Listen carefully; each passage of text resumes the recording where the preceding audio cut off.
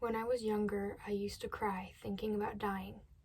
I wasn't scared of the act itself or what came afterward, but late at night, when I thought about leaving my family behind, I couldn't help but shed a tear. I would feel intensely selfish afterward, thinking about how I was obsessed with mulling over the spectacle of my family's hypothetical mourning. There was a period in my life in which I did not enjoy being alive. This is a near universal experience for trans and neurodivergent kids. I wasn't actively seeking out suicide or actively hurting myself in any way that mattered. My relationship with life was casual.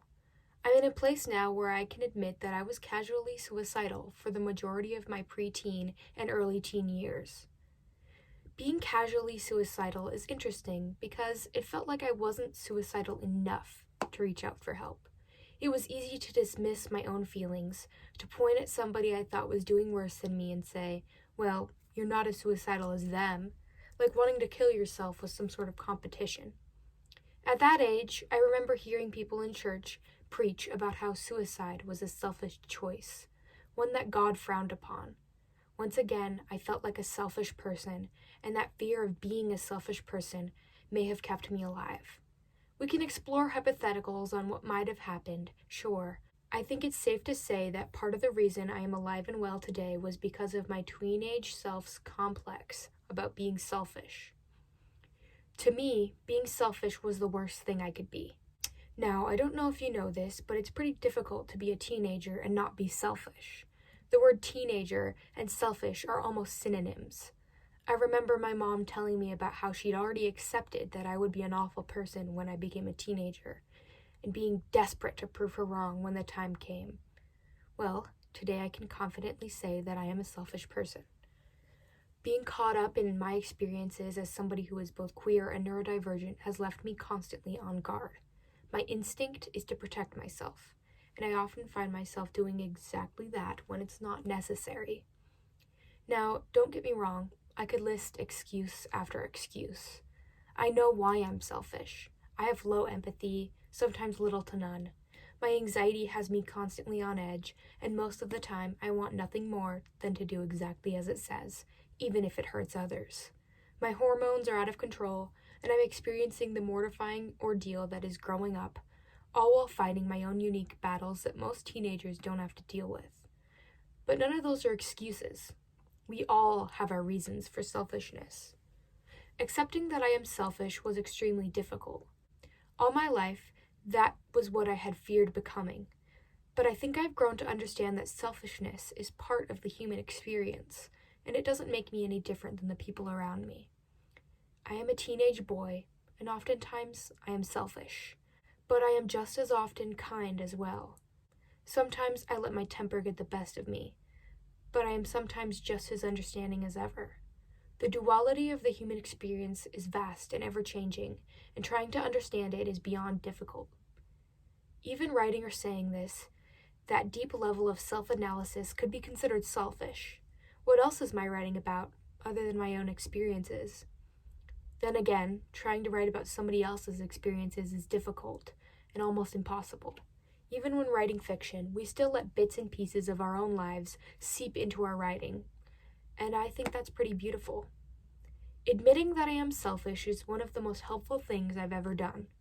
Understanding that people are inherently complicated and messed up has done wonders for my self-esteem and solidified the idea that I deserve a place on this earth just as much as anyone else.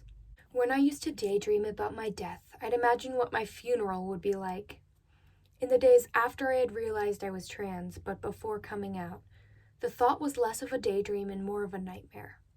I thought of them burying me in a dress and marking my gravestone with the wrong name. That thought might have saved my life too, but who's to say? Now the thought of dying fills me with dread, like any normal person. I haven't fought this hard, this long, for nothing. I have dreams now. I want to be remembered.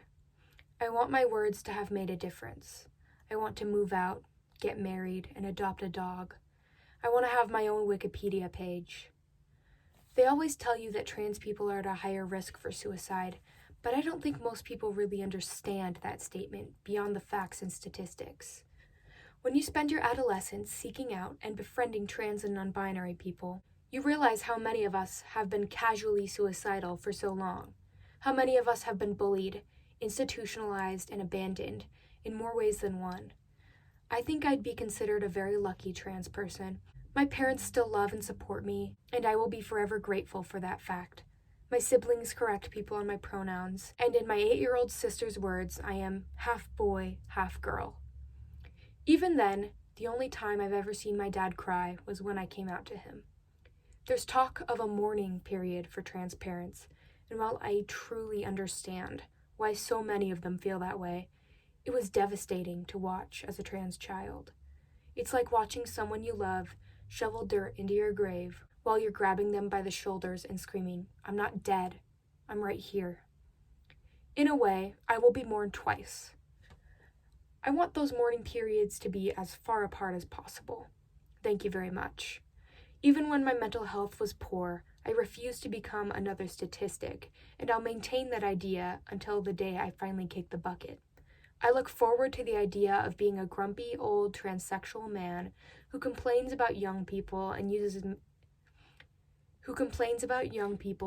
magazine coupons at the grocery store. Writing is laying yourself naked in front of an audience and saying, "This is me."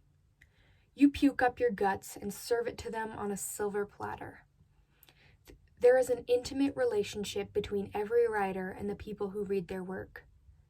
I think that fact is one of my favorite things about being alive. Writing always has been and always will be self-expression, no matter what it's about or what form it comes in. Whether I'm reading Richard Seekin's poems, Leigh Bardugo's fantasy novels, or Henry David Thoreau's essays, or even a paragraph of a text message from my best friend, or graffiti scrawled out with Sharpie in my school's bathroom, I feel an intimate connection with the author. Sometimes it almost feels as if I'm intruding on their mind. Every time I write, I set up to create something more personal than the last. I want to rip my heart out of my chest and hand it to you, the person who may have sat through this entire lecture. I want you to look me in the eye and know me, understand me. That's another thing about people. All we want is to be understood.